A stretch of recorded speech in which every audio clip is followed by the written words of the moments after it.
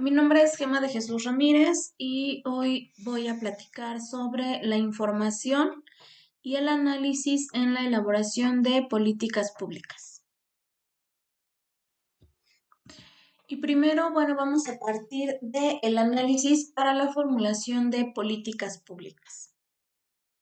Hasta antes de este capítulo se llegaron a dos cuestiones importantes del proceso de formulación de políticas públicas.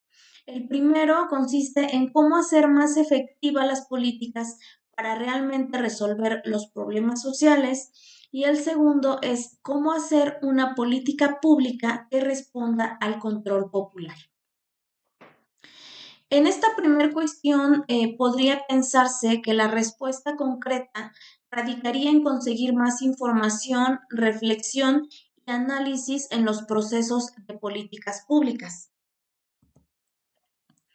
Al aparecer nuevos problemas sociales que parecen estar actualmente amenazando la supervivencia humana, como la escasez de la energía, la degradación del medio ambiente o una guerra atómica, por ejemplo, se han intensificado una mayor demanda de información, por lo que los análisis tienen que ser más cuidadosos en cuanto a las políticas públicas.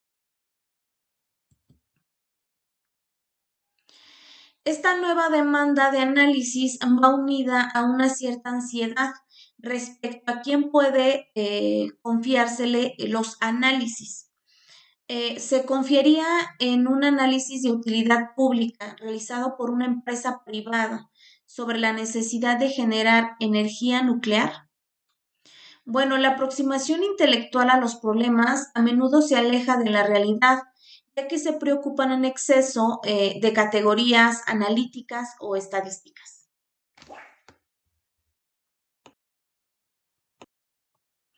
Ahora, respecto a la segunda sección, la que trata del control popular, en esta eh, exige que en gran medida la elaboración de las políticas públicas sea siempre política.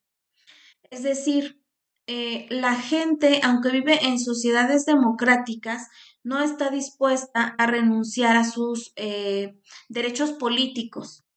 Es decir, que la mayoría de esta gente aún quiere votar en las elecciones y desearía dar su opinión al gobierno, incluso aunque como ciudadanos normales no cuenten con los conocimientos como expertos.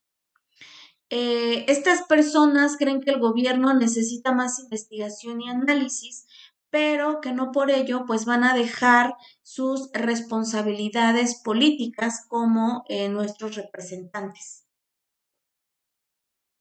En otras palabras, la gente quiere que por un lado las políticas sean más científicas, pero por otro también pretende que permanezcan en el mundo de la política. Ahora bien, muchos teóricos y líderes de la democracia han intentado resolver este conflicto. Estos aseguran que el intercambio político abierto en una sociedad democrática es la mejor vía hacia la verdad, que después de todo la política en la democracia ofrece la mejor oportunidad para una formulación de políticas informada y razonable.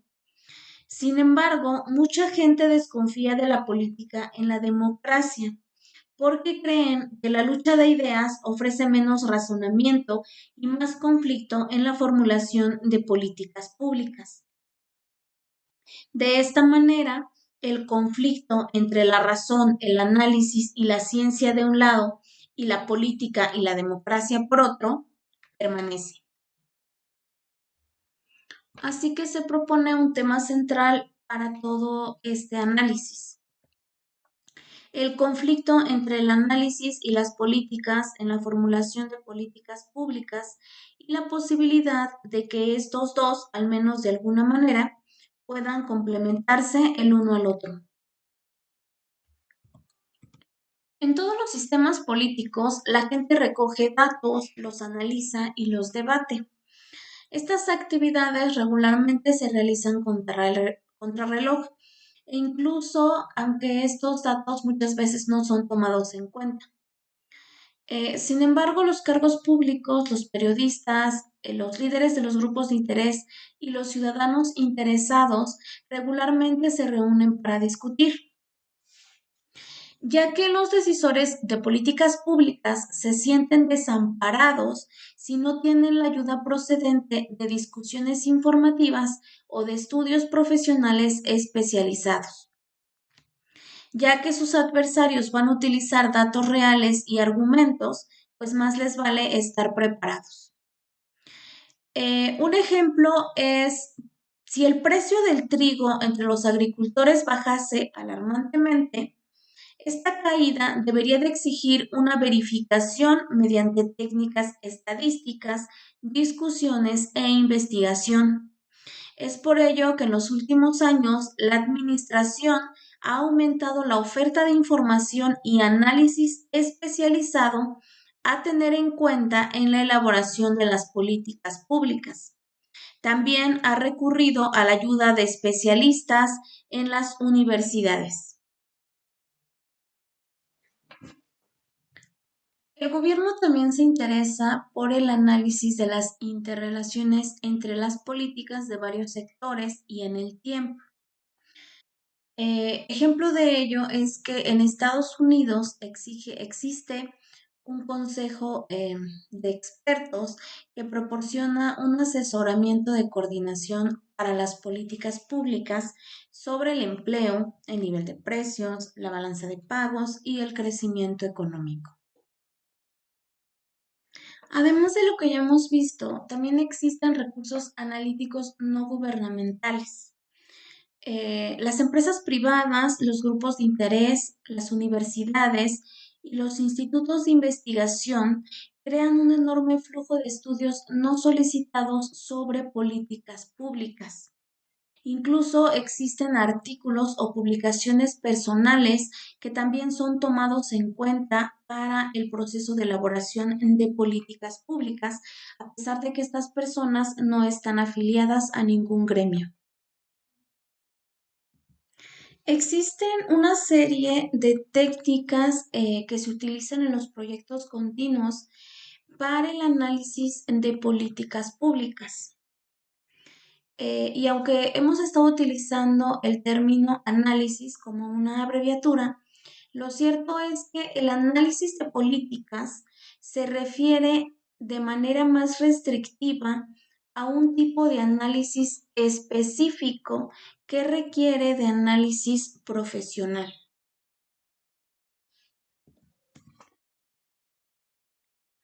La evaluación profesional de políticas públicas, el estudio profesional de los éxitos y de los fracasos de una agencia en el marco de una política, de un programa, ilustra el esfuerzo de algunos para elevar el nivel de racionalidad en la formulación de políticas públicas. E incluso existe retroalimentación. Algunas de estas agencias deben hacer evaluaciones explícitas de sus éxitos y fracasos. Por otro lado, en su deseo de probar que sus programas tienen éxito, algunos decisores de políticas públicas a menudo distorsionan estas evaluaciones. Luego de que ya realizamos todo este procedimiento de análisis de las políticas públicas, de cómo es que se realizan estos estudios y de cómo trabajan los profesionales, eh, nos hacemos la pregunta de si se tiene en cuenta realmente todo este análisis del que ya hablamos. Podríamos decir que el análisis no tiene gran fuerza para la solución de conflictos y que incluso los participantes llegan a acuerdos mediante pruebas de fuerza, como las votaciones, las negociaciones, las políticas o las tácticas. Pero podemos concluir dos cosas. Una, que en efecto una gran parte del análisis profesional realizado por académicos, expertos y otros analistas sí se desperdicia. ¿Por qué? Bueno, primera, porque los cargos públicos dicen que no encuentran nada útil en estos análisis. Pero bueno, los profesionales también dicen que los funcionarios ignoran sus conclusiones. Esto sería todo de mi parte. Muchas gracias.